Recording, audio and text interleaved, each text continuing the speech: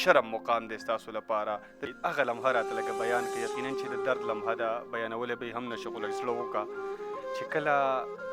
څو لمحې مخکې تا ته دا دنیا رنګینه ښکارېدله، تا شینکۍ لیدو، تا اوبه لیدې، تا انسانان لیدل، تا زراور لیدل په دې علاقه کې، او بیا څه شیبې داسې رالې چې یکدم تیاره شوه. دغه لمحو کې ستا کیفیت څه و؟ ډېر زیات مایوسه شوی وم، او زما بیا دا سوچ و چې بس ستا ژوند ختم دی، بس صرف مرګ ته چې کوم دی شپې ورځې سبا کول دي. الرحمن الرحیم. قدرمنو کتونکو، سنګرخان یم او نن را سره په پروګرام کې یو داسې زلمی موجود دی چې د چا نامه نیزلي شاه ده. د ډسټرک مومند د تحصیلي پلانګار سره یې تعلق دی، خو د ده سټوري د ده چې کوم ژوند دی، د ژوند کهاني ده، نو هغه د درد نه هم ډکه ده، په هغې کې غم هم دی، او د هغې نه علاوه یو مسلسل جدوجهد دی، او بیا د هغه خلکو لپاره په دې کې انسپیریشن دی چې هغه په لاس پو باندې روغ دي، په سترګو باندې روغ دي، یعنې د وجود د هغه هر اندام روغ دی، او هغه بیا هم وایي چې زه څه نشم جوړېدی. ما سره چې دا ناست دی دا نیزلي شاه دی، او د ده په ژوند کې رڼا وه، نظر یې ټیک ټاک و، خو الله پاک ته یو ورځې دغه الله پاک په ده باندې یو ورځې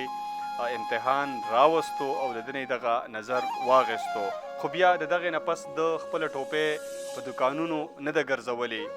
په چوکونو په سړکونو باندې صادر نه دی خور کړی چې ماله 10 روپۍ د الله په نامه راکې، زه په سترګو ړوند یم، ما سره امداد وکوي، بلکې سبق یې ویلی دی، لسم یې کړی دی، یونیورسټۍ ته تللی دی، د ماسټرز ډګري حاصله کړې ده، او بیا نن سبا په سکول کې د استاد په حیثیت باندې کار هم کوي. هغه خلک چې په سترګو باندې په لاس پو باندې روغ دي، څادرې په سړکونو په چوکونو کې خورې کړي دي چې موږ سره امداد وکوي. شرم مقام دی ستاسو لپاره، د دې زلمي نه څه زده کړه وکړئ. نیزلي شاه د ټولو نه اول خو راته ده ووایه چې دا امتحان در باندې په کم کال کې خدای پاک راوستو؟ ټولو نه اول خو د خیبر ټي وي ډېره زیاته مننه چې زمونږ دغه پاسمانده کلي ته راغلل او ما چې کوم دی وخت راکړو، ډېره زیاته مننه. تقریبا 2004 سمثینګ داسې پنج خبره ده، کله زه 8م کلاس کې وم، نو کروټوکونیکس الرجي وه بای برت، او هغې د وجې نه چې کوم دی زما نظر لاړی او حوصله مې بالکل هم وبایلله، او تقریبا هماغه ځای کې چې کوم دی بس ما خپل تعلیم هم پرېښودو، او د هغې نه پس تقریبا زه تاسو د کتونکو ته دا هم ووایم چې ما 7 کاله مس کړي دي په دغه کیریر کې، په خپل چې د کوم تعلیمي زما کوم سفر و په دې کې ما 7 کاله مس کړي دي. نیزلي شاه دا راته ووایه چې هغه لمحه راته لږه بیان کړي، یقینا چې د درد لمحه ده، بیانولی به یې هم نشو، خو لږ زړه وکړه چې کله څو لمحې مخکې تا ته دا دنیا رنګینه ښکارېدله، تا شینکۍ لیدو، تا اوبه لیدې، تا انسانان لیدل، تا زراور لیدل په دې علاقه کې، د خپلې علاقې دا خړوالی د خړوالي د ښایست لیدو، او بیا څه شیبې داسې رالې چې یکدم تیاره شوه. دغه لمحو کې ستا کیفیت څه و؟ نو بالکل لکه همزولو سره لوبې کول، کرکټ کول او منډې ترڼې وهل، او بیا داسې چې هغه ماحول نه سړی یو سیټ ته شي، بالکل یوازې شي، ځان له شي، چېرې مطلب هغه لوبې او هغه هر څه، هغه خپل تعلیم، د خپل د تعلیم ملګري، بلکې که زه ته ویم چې ټول ماحول نه زما رابطه کټ شوه، نو بالکل مایوسه شوی وم، ډېر زیات مایوسه شوی وم، او زما بیا دا سوچ و چې بس ستا ژوند ختم دی، بس صرف مرګ ته چې کوم دی شپې ورځې سبا کول دي، ستا چې کوم دی دلته بس باقي چې کوم دی څه نشته د دې دنیا کې. ډېر مایوسه شوی وم بالکل. دغه وخت کې ته په 8م کلاس کې وې، په نن ورځ باندې ته کلاس ته لاړې، د سبا نه ستا د سکول دغه سلسله بنده شوه، موده په دې کې تېره شوه، بیا څنګه د تعلیم طرف ته دوباره راغلی؟ بالکل دې کې چې کوم دی د میډیا ډېر غټ کردار دی، اور خبرې نه مخکې زه دا یو وایم هم چې مطلب موږ په کار دی چې موږ د میډیا، د سوشل میډیا، پرنټ الکترونیک میډیا د هغې پوزیټیو استعمال وکړو. په 2011 خبره ده، تقریبا 90 منزل یې پروګرام به چلېدو د یو ریډیو د لارې، او هغې کې زموږ ډېر ستر مشر محمد جوهر صاحب هغوی پروګرامز کول، دلته به راتلل، هغوی ته ما یو ریکویسټ وکړ چې تاسو به ډیسیبل هم پروګرام وکړئ، هغوی یو پروګرام وکړو همدغه شانته کې، هغې کې ما یو نمبر ځان سره سیو کړو، نصرالله مومن هغه نمبر چې کوم دی اتفاقي وختو د ډسټرک مومن نو، هغوی زه پراپر ګایډ کړم، او بیا چې کوم دی په 2011 کې هغه ماله غلنۍ د هسپتال ته رالې، ماله ډیسیبل سرټیفیکیټ جوړ کړو، او ماله چې کوم دی د 8م سرټیفیکیټ واپس راواخیستو، ما ته وی چې ته واپس تعلیم شروع کړه، نو ډېره عجیبه لګېده، واپس مې چې کوم دی بس تعلیم شروع کړو. 2011 کې. دا ته ووایه چې دا نهم لسم د بیا پرایویټ وکړل که نه سره ریګولر بتلی؟ ټوټل زما که تاسو ته ووایم چې زما ټوټل چې کوم دغه دی تعلیم دی د نهم نه اخوا دا ټوټل پرایویټ دی، ما پرایویټ کړی دی. او بل چونکې ما ته د لیکلو مسله وه نو هغه وایي چې که ته لیکل نشي کولی بورډ یونیورسټي تعاله د املا نویس دپاره داسې اجازت درکوي څه پراسس نه ته تېر شي، د هغوی څه پراسس دي هغې نه څه تېر شي رولز ریګولیشن، نو بلکل ته املا نویس ځان له کېنولی شي. نو 9 او 10 چې کوم دی ما له رایټنګ 8 والا کړی دی او بیا فرسټ اییر او سیکنډ اییر کې 10th والا او بیا داسې کوم دی په بي اے کې د اف اے لیول او په ایم اے کې د بي اے لیول کس چې کوم دی ما له رایټنګ کړی. په دغه طریقه ما خپل تعلیم جاري ساتلی و. ټیک ده چې کله د ایم اے نه فارغ شوې نو بیا په دې ملک کې خو هغه خلکو دپاره روزګار چې سرکاري نوکري ډېره غټه مسلې چې څوک په لاس پو باندې روغ وي، چا ډېر ښه تعلیمونه کړي وي، د ښه یونیورسټو نه ریګولر سبقونه ویلي وي، هغوی هم په روزګار ورته اکثر میلاو نشي. نو ستا بیا روزګار ته څنګه میلاو شو، ملازمت ته څنګه راغلی؟ بس الله پاک کله انسان محنت کوي الله پاک انسان ته لارې جوړوي که نه. زمونږ هم په ذهن کې دا خبرې لکه نه وي چې داسې یو مقام ته مونږ الله پاک رسوي که نه. او داسې زه تاسو ته دا هم وایم کتونکو ته مو زه هم وایم چې بي پي ایس 3 او 4 ته چې کوم دی ما داسې اپلای کړې ده، بي پي ایس 15 باندې الحمدلله زما اپوینټمنټ شوی دی، دغې ته ما اپلای چې کوم دی په غلا کړې ده. همدې خلکو چې لکه مطلب تم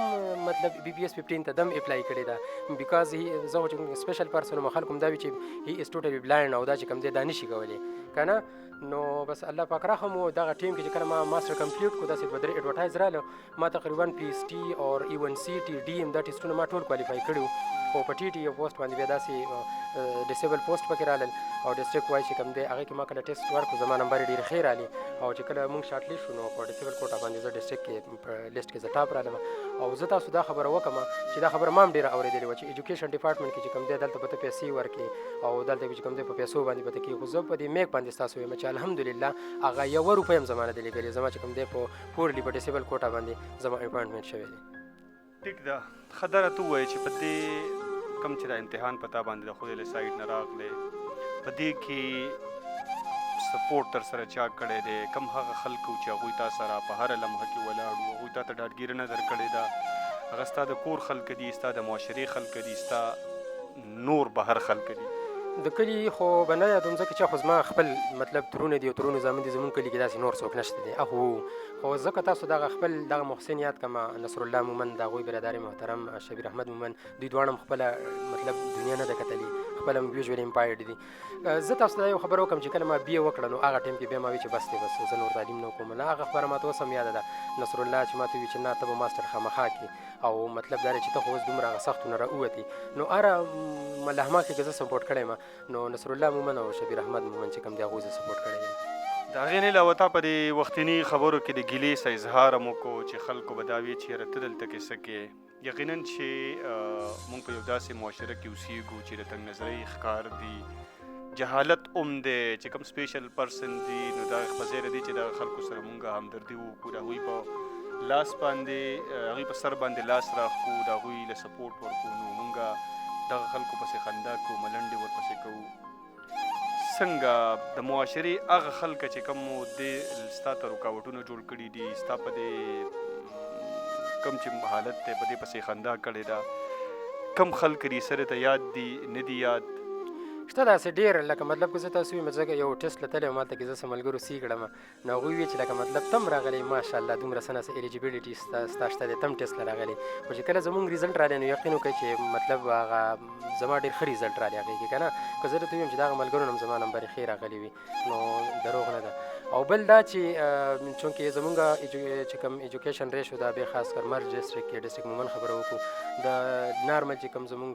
ورونه دي دغه هم دومره څه سیټسفیکټري نه ده. بیا که مونږ ډیسیبل وګورو نو ډیسیبل خو څوک د معاشرې هغه شریک دغه هم نه حسابوي چې مطلب دا هم د معاشرې خلک دي.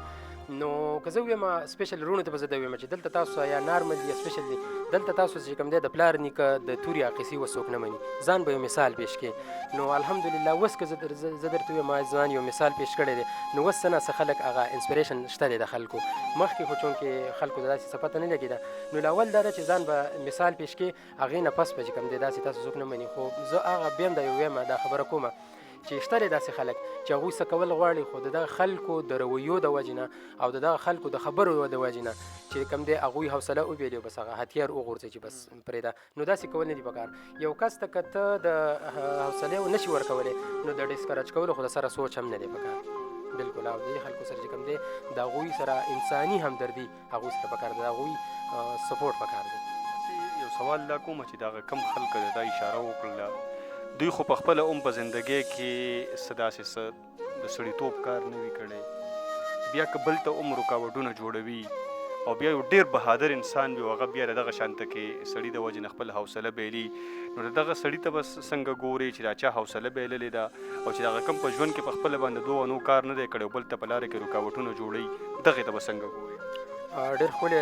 سوال تاسو وکړو څنګه تاسو ته ما وویل چې یو خو چونکې د ایجوکیشن ریشو دلته کې نشته دی یو قسم د دې د وجې نه دا خبرې ډېرې مخې ته راځي بل وي داسې لکه که زه درته ځان ووایم زما مطلب 9 کې چې ما کله اډمیشن وکړو زما رول نمبر نه و راغلی سبا زما پیپر و زما رول نمبر نه و راغلی اتفاق ته وګوره چې زما د ماما زوی د هغه هم رول نمبر نه و راغلی نو دواړه یو ځای لاړو او هغه رول نمبر یې موږ راواخیستې او هغه اګزام نو که مطلب هغه ورځ ما مس کړی وی نو زه همالته کې پاتې وم داسې مطلب یو کس به وي چې ابه روان وي ابه سکول به غواړي مطلب څه نه څه مزل به یې کړی وي او چې دغه شان خلکو ته مخې ته راشي او هغوی ته کوم دی هر ډول بیریر کریټ کړي نو د هغې د وجې نه هغه ډسکرج شي او په هغه خپل فیلډ کې هغه خپل ټریک کې چې کوم دی هغه مسګایډ او مسلیډ شي د هغې د وجې نه چې کوم دی هغه خپل هغه همت پرېږدي او هغه حوصله هغه وبیلي او بیرته کې چې کوم دی بس مباق هلته کې پاتې شي نو نه ده پکار زه دا یو میسیج ورکوم چې دا خلکو مرسته وکړي ملګرتیا یې وکړي یقین وکړي چې داسې موږ خپله ولیدل په دې لږ ژوند کې چې داسې خلک شته دی د نابینایۍ باوجود او د فزیکل معذورۍ باوجود چې هغوی داسې څه کړي دي چې نارمل لپاره هغه ډېره مشکله ده او هغوی داسې اچیومنټ کې موږ خپله وکړه چې ځان راته ځان پسې راپسې خندا راشي چې لکه مطلب موږ خو هېڅ هم نه دي کړي اټې مې نه مکه برابر هغه شانته کې هم نه یو نو پکار دا ده چې خاص کر زموږ دا چې کومه پسمانده علاقه ده دې خلکو ته زه دا میسیج ورکوم چې دا خلکو سره مرسته وکړئ ملګرتیا یې وکړئ کښېنئ ورسره وخت ورسره له ورکړئ بل داسې که څه نم شئ کولی نو معاشرې چې کوم نومونه ورکړي دي هغه ورته مه اخلئ په خپل نوم یې بلئ او هغوی سره چې کوم دی ټیم ورکوي خبرې ورسره کوئ یو سوال دا کومه چې تا کومه خبره وکړم دغې لپاره خو د ډېر انتهایي مهذب معاشرې ضرورت دی چونکې یو سړي کې دغه رویه نه وي هغه په خپله د دغه درد نه نه خبر په هغه کې دغه سړیتوب نه وي نو بیا به د هغه نه دا څنګه ایکسپیکټ کوي د هغه نه به توقع څنګه ساتي چې هغه به د بلایند دپاره یعنې هغه چې ورته ړوند نه وي نو هغه خو دا نه شي ویلی که نه چې دا ډسایبل دی یا د باندې خدای امتحان دی خو ظاهره خبره د جاهل سړی دی نو جاهل خو به همدغه د ړوند الفاظ استعمالوي نو بیا به څنګه ګوري نو بیا خو زه به دا ووایم چې لکه زه دا وایم چې د سړیتوب تمه د سړو نه پکار چې په یو سړي کې سړیتوب نه نو د هغه نه به بیا څه د سړیتوب توقع کوي نو دا خو وي اکثر داسې که نه بیا ډېر کم خلک داسې وي که زه راته ووایم چې مطلب که زه راته ځان یاد کړم زما په ژوند کې داسې حالات راغلي چې ما اورېدلي دي چې مطلب یو خو ته سپیشل پرسن یې ډسیبل یې ته په تعلیم څه کوې دویمه خبره دا چې یو آر ګوینګ ټو اوور ایج څنګه مطلب تاسو ته ما وي چې په 23 سال کې ما میټریک کړی که نه عموما چې کوم دی 15-16 سال کې کوي نو دغه دوه خبرو به زما هم حوصله مطلب بایلله به خو چونکې دغه ملګری یو را سره و نصرالله مومن هغه به زه انکرج کولم او هغه به ماته عموما دا خبره کوله چې دا خلک نه پوهېږي دې خبرو نه خوند اخله که دوی پوهېدې نو دوی به دا خبرې تا ته بیا نه کولې بس دې نه خوند اخله نو داسې ما ته هم لکه مطلب د دې خبرې سره سلوشن نه ښکاري چې دا سره بیا ډېر ملګري همدغه د رواج نه چې کوم دی ډسکرج چې هغوی څه لیدلي نه یې څه کتلي نه یا ورته د خپل ژوند هغه چې کوم ګول نه ښکاري چې زه به څه اچیو کوم نو هغه بس مسلیډ او مسګایډ شي بس کښېني بس معاشره کې چې کوم دی په معاشره هم بوځي او په خپل کور هم چې کوم دی فاینانشلي او د هر یو څیز دپاره بوج جوړ شي ټیک ده نیاز علي شاه دا داسې معاشره ده چې دا تا په یو حالت کې نه پرېږدي که ښه یې بیا دې نه پرېږدي که خراب یې نو بیا دې نه پرېږدي د هغې نه ښه خبره دا ده چې مونږ هغه خلک وی دا متل خو به لږ سخت خولې له راځي خو هغه سپي غاپي او قافله تېرېږي نو په ځای د دې چې هغه خلک چې هغوی سکول په ژوند کې غواړي او د خلکو د خبرو له وجې نه هغوی خپل منزل پرېږدي خپله لاره پرېږدي نو پکار ده چې خپل سفر قایم او دایم وساتي جاري وساتي او دغه خلک خپل حرکتونو نه مجبور چې هغوی دغه حرکتونه نه کوي چې هغوی په تا پسې خبرې نه کوي په ما پسې خبرې نه کوي هغوی به کوي څو هغوی خو روزګار دغه دی په هغوی خو ټیم نه تېرېږي چې دغه یې نه کړي اخري سوال بل دا کوم نیاز علي شاه بلکې لاست سیکنډ سوال دا کوم خو ستاسو د علاقه داسې ده چې پسمانده ده دې کې د ماشومانو د زنانو د تعلیم څه حال دی هماغه رکاوټونه دي په یو زمانه کې به خلکو سکولونو کالجونو ته خپلې خویندې خپل لوڼه نه پرېښودې، څه ترقي څه تبدیلي راغلې ده که مهارت هم په هغه شانته کې د جینکو لپاره ولاړ دي؟ بالکل راغلی ده، تبدیلي راغلی ده. زمونږ مطلب که د زاید ووایو یا مطلب مونږ نه مخکې سټیج چې کم جینکۍ وي هغوی تعلیم نه دی کړی، خو اوس ځي نږدې سکول هم شته دی، نوي کلي کې های سکول هم شته دی، پرایمري نه ور د های پورې سکول شته دی. سکولونه خو د پخوا نه جوړ که نه رکاوټونه به د خاندان نه راتلل، کلچرل بیریرز و دلته کې هغه ټرایبل ریسټرکشنز و هماغه اوس ټاکه ختم شوي نشته، هغې ګزاره کړې ده. ځي ماشومان یې جینکۍ هم سکولونو ته روانې شوي دي، بالکل ځي او زموږ د کلي نه هم ځي. او څه نه څه مطلب دا چې خلکو ته هغه ثمره سره څه نه د تعلیم ښکاره شوی، مطلب خلکو څه مثالونه ولیدل په دې علاقه کې، داسې خلکو ولیدل نو هغې ته خلک ګوري او څه نه څه مطلب ډېره که زه دویم چې بهتري راغلې ده نو غلطه به نه وي دا خبره. هغه پلارانو ته، هغه ورونو ته، هغه مشرانو ته به څه پیغام ورکې چې هغوی خپلې لوڼه خپلې خویندې تعلیم ته نه پرېږدي، سکول کالج نه لرې ساتي، هغوی ته څه پیغام دی په دې علاقه کې؟ نو پیغام همدغه دی چې زه هغوی ته وایم که مطلب ان کیس تاسو زنانه داسې بیماره شي چې مطلب د زنانو بیمارۍ سره یې ریلیټډ وي خبرې، نو آیا تاسو به هغه سړي ډاکټر ته تاسو بوځئ یا الټراساونډ دپاره یا چیک اپ دپاره نه به بوځي؟ نو که معاشره کې زنانه تعلیم ونه کړي نو زنانه ډاکټرانې به بیا د کوم ځای نه راځي؟ نو بالکل زما میسج دی، یو مطلب یو سوال ورته کومه چې د زنانو تعلیم د کوم دی خاص توجه پکار ده، په خپلو لوڼو باندې په خپلو خویرانو باندې تعلیم وکړئ، ځکه چې که تاسو وګورئ په معاشره کې زموږ زنانه په دې کلو کې ګرځي همداسې ګرځي که نه، نو مطلب سکول کې خو نور داسې څه ماحول داسې چې هغې سره ټیچران هم زنانه وي او نور خو داسې سړي په هغې کې وي نه،